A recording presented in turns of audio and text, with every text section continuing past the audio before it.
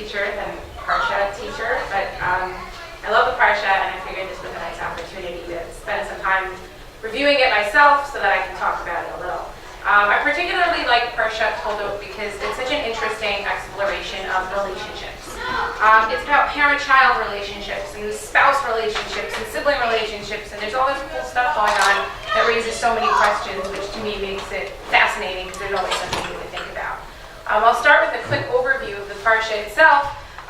We start with Yitzchak and Rivka. They're childless for 20 years, and then after such a long time, Rivka finally becomes pregnant, but this isn't an easy pregnancy. She goes to try to figure out what is it that's going on inside of her, because it's clearly not regular, and she's told that she has twins, and that not only are they twins, but they're Shnei Goyim B'nech. They represent two nations, and they're going to be constantly at war with each other. And then when they're born, Esav comes out first, but Yaakov is holding on to his ankle. They're already fighting even before they come out. And we get very little about their childhood, except that we know that Esav is very physical. He's ish-sided. He's somebody who loves to hunt. And Yaakov is the spiritual one. He is Yoshev Ohalim. He sits and he learns Torah all day. And oddly enough, because of the way that works out, the Torah also tells us that Yitzchak loved Esav because he was able to fool him, and Yaakov and Rivka instead had their own special relationship. Then there's a really strange story which we'll focus on. We'll come back to that story in a couple of minutes about a bowl of lentils and being really hungry and selling birthrights.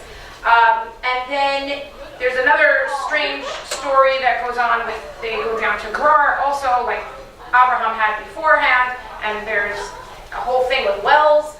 And then Yitzchak gets old, and Esav decides that he wants a blessing from his father, and so he goes to prepare his father a meal. And in the meantime, Rivka does such a strange thing, one of the strangest things I think in all of Tanakh. And she goes and she says to Yaakov, go get 2 goats and put the goat skin on your neck and on your arms, and go and fool your father and let him give you the blessing. And it works. Yitzchak is a little bit confused, and he says the voice sounds like that of Yaakov and the hands are those of Esav, but eventually he gives him this blessing that is full of material wealth and mastery over his brother. He's going to lord over his brother. Esav comes into the room. He is horrified. He lets out this tremendous scream that continues to echo through the generations. He gets a blessing himself, and then kind of we come to the end of the Parsha. But the aspect that I wanted to focus on is this strange relationship between Yaakov and Esav that very much culminated in the story with the lentils. So to look a little bit more closely, Esav comes in one day. He's really, really hungry. He's just finished hunting, and he comes upon his brother cooking this pot of food, and he says to him, "Give me from that red stuff." And instead of saying, like, okay, you want to sit down, I can give you a bowl, a spoon, something, it has a name to this dish that I'm cooking, Yaakov says to him, how about you sell me your birthright? Which is a strange thing to ask for. Esav agrees, and he says, fine, I don't care, I'm going to die anyway, I may as well just, who cares about a birthright? Yaakov makes him swear, he gives him bread and the lentil soup, and then Esav gets up and he goes and he leaves, and the Pasuk tells us very specifically, Vayivez Esav et HaBechorah, that he despises this birthright that he was given. But when we look closely at this really strange interaction, it reveals a lot to us about the personalities and the motivations of Yaakov and Esav, and they continue to be personalities and motivations that have kind of filtered down through the generations and influenced us till this day. Esav is mostly concerned with materialism. He only cares about what is right now. Right now I am hungry. Right now I want to eat. Anyway, I'm going to die. There's nothing that comes afterwards. He's concerned with the here and the now. And interestingly enough, it's specifically in these psukim that it tells us that Esav is called Edom, right? That he's called red. And we know that the Galut that we're in currently in this world that we are is referred to often as Galut Edom. And so perhaps this is something of this kind of materialistic about it only being now, eat, drink, and be merry, for tomorrow you may die, or the more common one now, YOLO, right? You only live once, you have to do everything now. Carpe diem, seize the day, it's all about now. But Yaakov is a person who's looking towards the future.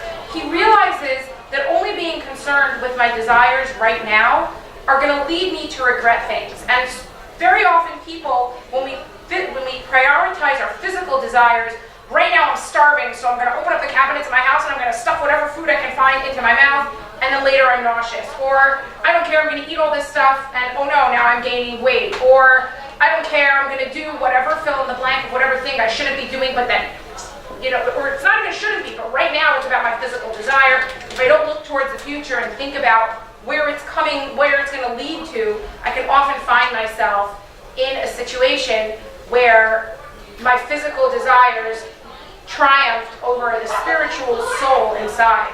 And the interesting thing to always think about is that when a person lives their whole life and they get to the end of their life and they pass away, most of the things that people praise those who pass away with are what type of people they were on the inside, what their soul was like, what accomplishments they made, what they gave to other people, what kind of relationships they developed. And that's not the kind of things that we get to if we're only ever concerned about our physical and materialistic goals. And it's not about saying, well, then I'm never going to be materialistic. We're human beings and we have materialistic desires, but it's about using our minds in order to moderate. The Talmud tells us that what intelligence is, it's about looking towards the future. And so it's about saying, I want something right now, but is this thing that I want right now going to serve me well? And if it's not, what do I need to do right now in order to delay my gratification so that I can ultimately get the thing that I want?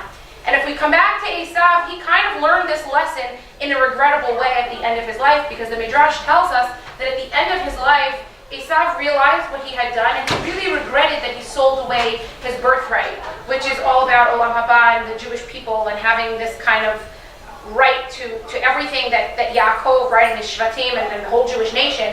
And he wanted to make another deal with his brother, that he'd give away all of his money in exchange to just be part of the Jewish people. But his children got wind of what he was doing, and they stopped him, and it was kind of too late for him to fix his mistakes.